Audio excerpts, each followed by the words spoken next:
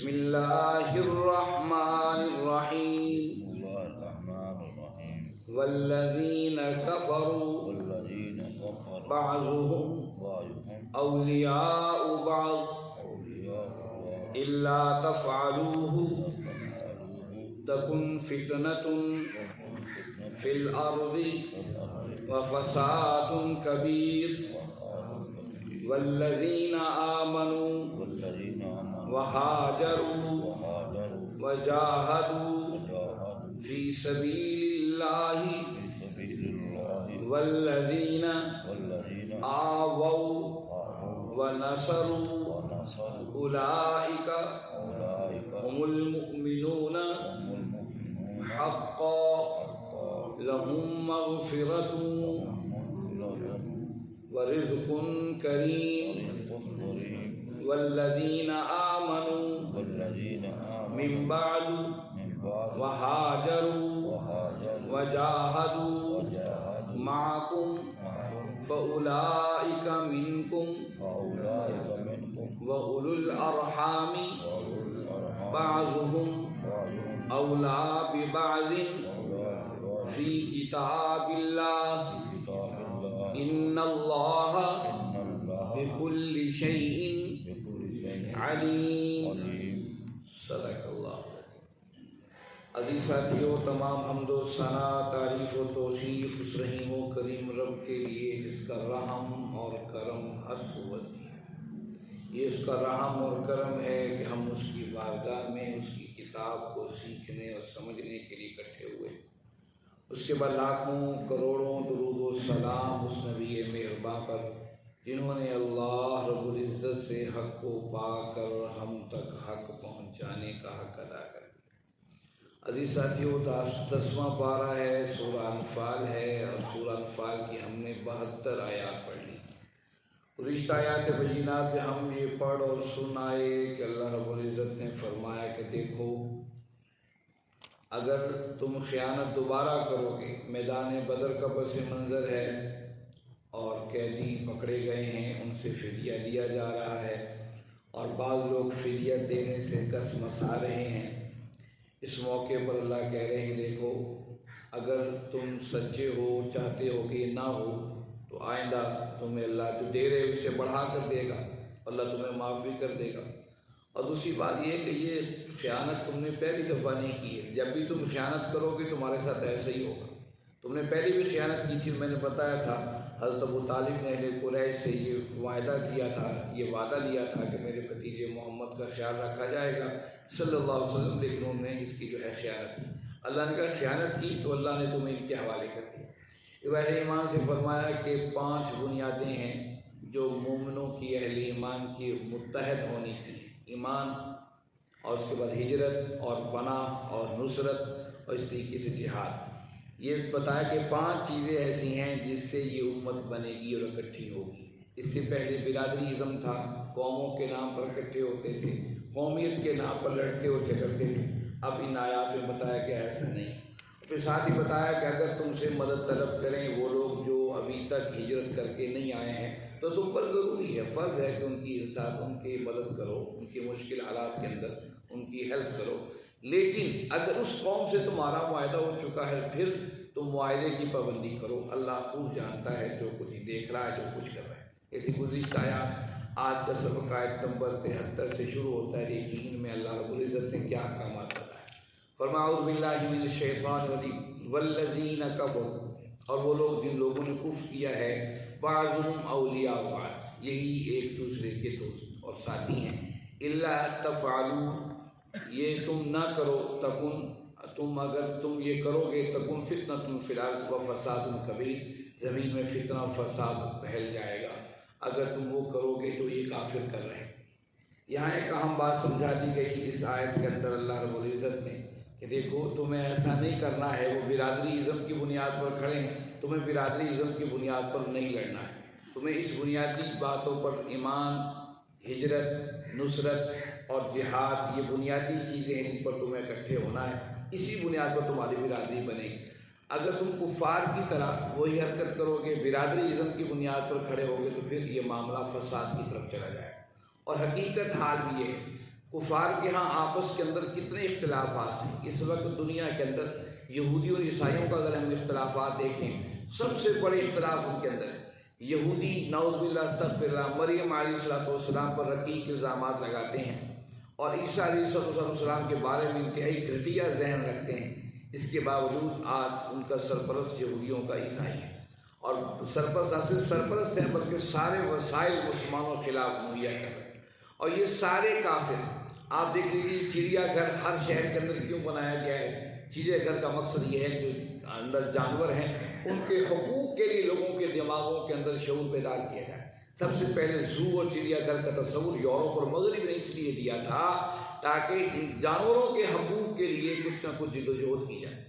آپ دیکھ لیجیے دنیا بھر کے اندر اگر کسی ساحل پر ایک مچھلی وہیل مچھلی آ کر گر جاتی ہے یا پھنس جاتی ہے تو پوری ریاست کی پوری مشینری اس کے ہم کھڑی ہو جاتی ہے، اس کو واپس سمندر کے اندر کیسے ڈالا جائے۔ آپ دیکھ لیجیے کتوں کے NGOs تو موجود ہیں، لیکن اس مسلم امت کے مقابلے کے اندر وہ سب کے سب ان کے ہتھیار تیز ہیں۔ ہندوؤں کا کسی جگہ پر یہودی اور عیسائیوں کے ساتھ میل نہیں ملتا ہے، لیکن اس امت کے خلاف یہ سارے دشمنان دین اکٹھے ہیں، اور مسلمانوں کو مسلمانوں کے ملکوں کے اندر ان کے حقوق نہیں دیے جا رہے ہیں۔ آپ دیکھ لیجیے کوئی مسلم ملک کسی غیر مسلم ملک کے اندر کوئی مداخلت نہیں کر سکتا ہے، لیکن شاید ہی کوئی مسلم ملک موجود ہو جہاں پر کفار کی فورسز یا کفار کی نمائندگی وہاں پر موجود نہ ہو۔ یہ سب سے بڑا المیہ ہے۔ اللہ فرمائے کافر بعضهم اولیاء بعض، یہ ایک دوسرے کے دوست ہیں۔ الا تفعلوه تکن فتنة فی الارض، اگر تم اس بنیاد پر کھڑے نہیں ہوگے جو قرآن بتا رہا ہے، اور بنیاد کیا ہے؟ وہ ایمان ہے، وہ ہجرت ہے، وہ نصرت ہے، وہ جہاد ہے۔ یہ چاروں بنیادی چیزیں پر اکٹھے نہیں ہوگے پھر یہ دنیا کے اندر فساد بڑھتا چلے جائے گا۔ وہ امت مسلمہ جو اللہ اور اس کے رسول اور ایمان اور نصرت اور جہاد کی بنیادوں پر کھڑی ہے وہ بھی بکھر جائے گی۔ آپ دیکھ رہے ہیں کہ کیا حالت ہے ہمارے مسلم ملکوں کی، کہیں پر تقسیم سندھی اور پنجابی اور بلوچی اور پٹھان کا تذکرہ ہے، اور کسی جگہ یہ تذکرہ ہے کہ یہ افغانی اور یہ فلاں یہ فلاں یہ فلاں ہے۔ یہ قومیتوں کے علاقائی تعصب اس بڑے فساد کا سبب بن رہا ہے کہ آج دشمن دندنا رہا ہے، اس کے مقابل امت مسلمہ کمزور کی حیثیت سے کھڑی۔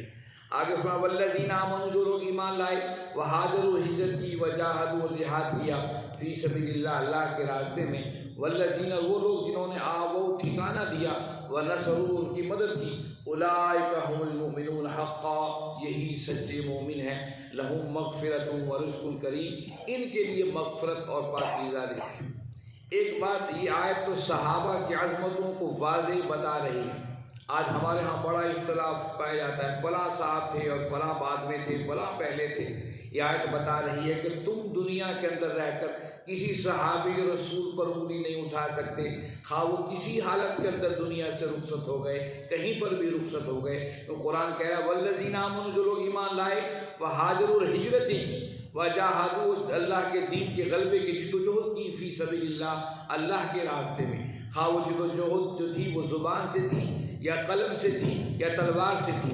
والذین آووا ونصروا، اور پھر وہ لوگ جنہوں نے ٹھکانہ دیا، اولئک هم المؤمنون حقا، سب کے سب سچے مومن ہیں۔ اب قرآن جن کو سچا مومن کہہ رہا ہو، ہمارے معاشرے کے لوگ پیمانے اٹھا کر ان کے ایمان کے لیے بڑے کم اور زیادہ کی تصدیق کر رہے ہوں، ان فتنوں سے آپ اور ہمیں بچنا ہے۔ ہم کسی بھی صحابی رسول کو، خواہ وہ کسی جگہ پر موجود تھا یا موجود رہا، ہم اس پر انگلی نہیں اٹھا سکتے۔ کیوں نہیں اٹھا سکتے؟ اس لیے کہ وہ ایک ہی مکتب کے افراد تھے، ایک ہی مکتب کے افراد تھے۔ جس طرح اسکول کے اندر ایک کلاس ہوتی ہے، اس کلاس کا لیول یکساں ہوتا ہے، اس میں آپس کے اندر بول چال میں کمی کوتاہی بھی ہو سکتی ہے، لڑائی جھگڑا بھی ہو سکتا ہے، لیکن دوسری کلاس یا اس سے نیچے والی کلاس اس پر انگلی نہیں اٹھا سکتی کیونکہ وہ بڑی کلاس ہے۔ اس لیے ہماری اسلام کی تاریخ کے اندر سب سے بڑا المیہ ہے، قرآن انہیں سچا مومن کہہ رہا ہے اور ہم ان پر انگلی اور اعتراض اٹھاتے پھر رہے کہ فلاں ایسا تھا فلاں ایسا تھا۔ پھر قرآن نے سب سے بڑی بات کی، لہم مغفرۃ ورزق کریم، اس کی دلیل بھی دی کہ جن کو اللہ نے بخش دیا ہے، جن کے اللہ نے مومن ہونے سچے کا پیغام دیا ہے، ان کی دو چیزیں ہوں گی، مغفرت بھی ہوگی، رزق کریم بھی ہوگا۔ آپ دیکھیے صحابہ کے بعد خلفائے راشدین سے لے کر جو مغفرت کریم کا جو ہے سلسلہ شروع ہوا، مجھے بتائیے کون سے مسلم حکمران اور کس صحابی کے پاس جو ہے وہ اتنے رقم اور وسائل کی کمی موجود رہی؟ ورزق الکریم یہ آیت بتا رہی ہے کہ اللہ پاکیزہ رزق عطا کرے گا، اور پاکیزہ رزق اور رزق کے وسائل کی فروانیاں یہ بتاتی ہیں کہ وہ سچے مومن تھے، ان پر آپ اور ہم انگلی نہیں اٹھا سکتے۔ ہاں وہ آپس میں دوسرے سے انگلی اٹھا سکے تو اٹھا سکے، وہ ایک ہی مکتب کے تھے۔ حضرت امیر معاویہ رضی اللہ تعالیٰ عنہ یا علی بن ابی طالب رضی اللہ تعالیٰ عنہ وہ ایک ہی کلاس کے اسٹوڈنٹ تھے، وہ آپس میں دوسرے پر تو بات کر سکتے ہیں، لیکن یہاں ہم اس صدی کے اندر بیٹھ کر ان پر اعتراض کرنا یہ سب سے بڑی غلطی ہے۔ اور پھر قیامت تک کے لیے اصول بتا دیا گیا، اہل ایمان چاہے کسی خطے کے اندر وہ حاضر ہوں اور اللہ کے دین کے غلبے کی جدوجہد کر رہے ہوں، اور جو ان کے لیے اپنے راستے اور گھروں کو کھول دے، یہی سچے مومن ہیں۔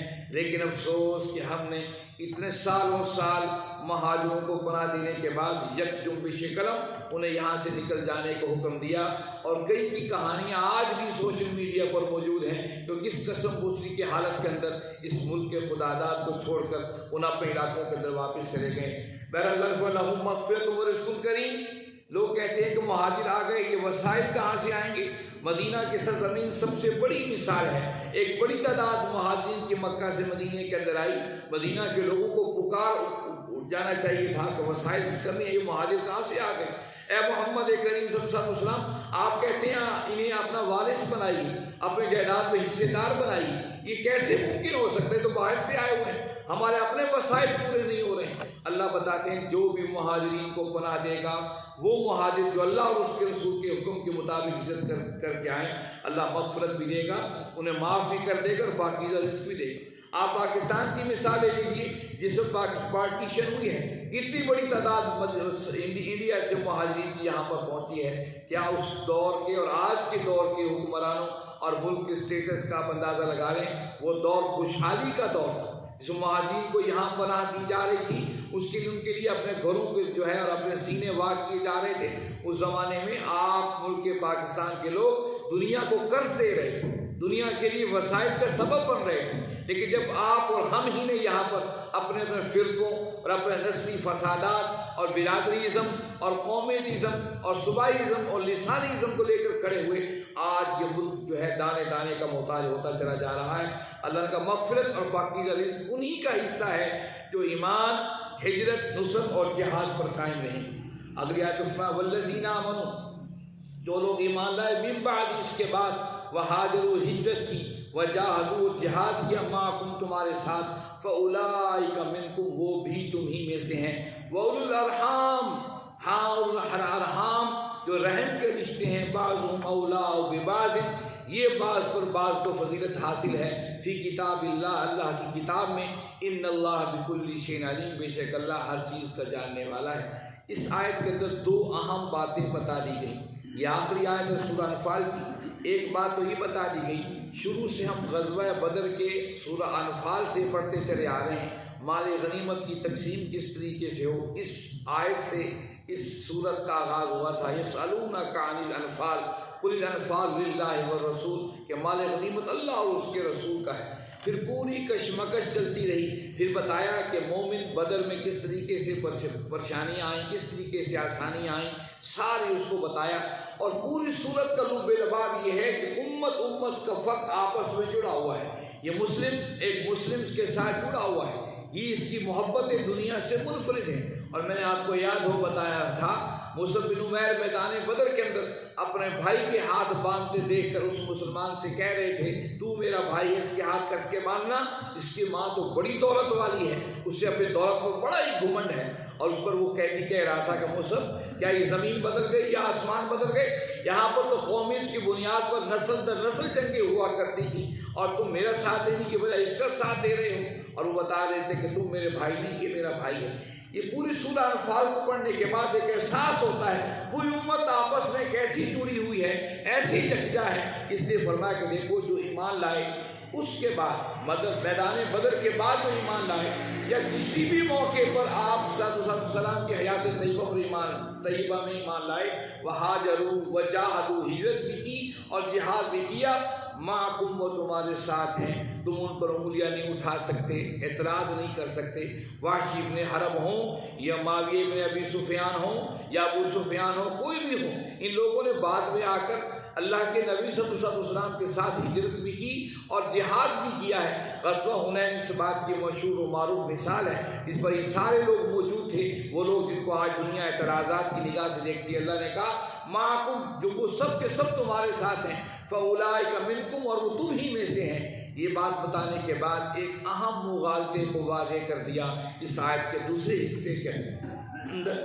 یہ احساس پیدا ہو رہا تھا کہ مسلمان آپس میں ایسے جڑے ہوئے ہیں، یہ آپس میں رشتہ دار ہیں۔ یہی وجہ تھی کہ انصار صحابہ نے مہاجرین کے لیے اپنے آدھے کھیت خالی کر دیے تھے، اپنے آدھے گھر تقسیم کر دیے تھے، یہاں تک کہ بعض صحابہ اپنے گھروں میں لے آئے، اپنی بیویوں کو لا کر دکھائے، پھر جو تمہیں پسند ہو وہ تم رکھ لو، تاکہ پورے ایک حق ادا ہو جائے کہ مہاجر ساتھی کا۔ ایک ایسی کشمکش کے اندر یہ سوچ بیدار ہو سکتی تھی کہ جو وراثت ہے، جو پیسہ ہے، کسی کے فوت ہو جانے کے بعد جو جائیداد ہے، وہ شاید انہی مسلمانوں میں تقسیم کر دی جائے جو اللہ اور اس کے رسول کے نام پر آپس میں جڑے ہیں۔ لیکن اس کی آخری آیت کے حصے بتا دیا، وَأُولُو الْأَرْحَامِ بَعْضُهُمْ أَوْلَىٰ بِبَعْضٍ، ہاں جو رحم کے رشتے ہیں، جو خونی رشتے ہیں، یہ اصل رشتے ہیں، حق کے وراثت کے اندر ان کو فوقیت دی جائے گی۔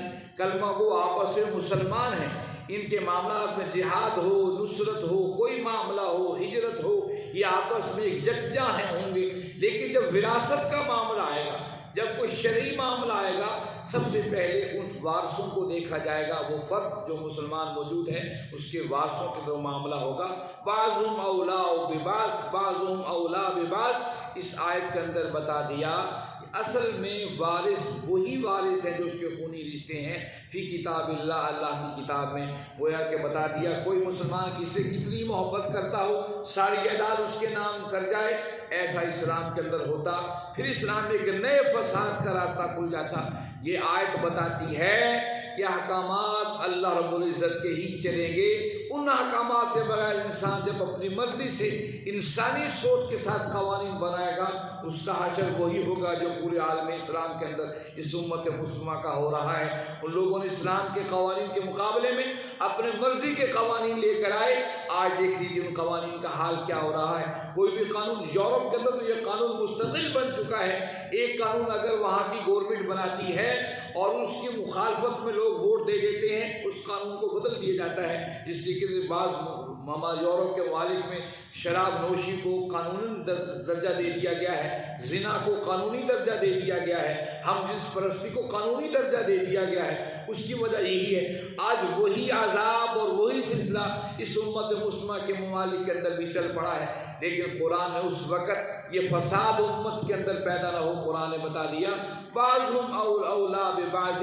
یاد رکھیے جو اصل کے اندر وراثت کے حقدار ہیں وہ اس کے خاندان اور ارحام، رحم کے رشتے ہیں۔ رحم کے رشتے کیا ہوتے ہیں؟ جو ماں اور باپ سے جڑے ہوں، فی کتاب اللہ، اللہ کی کتاب کے اندر محبتیں برقرار رہیں گی، انسیتیں برقرار رہیں گی، مجموعی طور پر امت کی برادری، امت مسلمہ اسی بنیاد پر قائم ہوگی، نصرت پر، ایمان اور نصرت پر، ہجرت اور جہاد کے اوپر ان کی باہمی مضبوطی ہوگی۔ لیکن فرادی طور پر حق کے وراثت ان کا نہیں ہوگا، وہی ہوگا جو اس کا عزیزی، اس کا قریبی رشتہ دار ہے۔ ان اللہ بکل شیء علیم، بے شک اللہ ہر چیز کے بارے میں جانتا ہے، واقعی وہ رحیم و کریم جانتا ہے۔ رب اگر اسی بنیاد پر، محبتوں کی بنیاد پر جو صحابہ کے اندر موجود تھا، حق کے وراثت بھی اسی طریقے سے قائم ہو جاتا تو آج مشکلات کی گھڑیاں امت مسلمہ کے اندر بھی فساد کا سبب بنتی۔ لیکن رحیم و کریم رب نے وہ قوانین بتا دیے، اس سے خاندان بھی بکھرنے سے محفوظ رہا اور امت کی اجتماعیت بھی اپنی جگہ برقرار رہی۔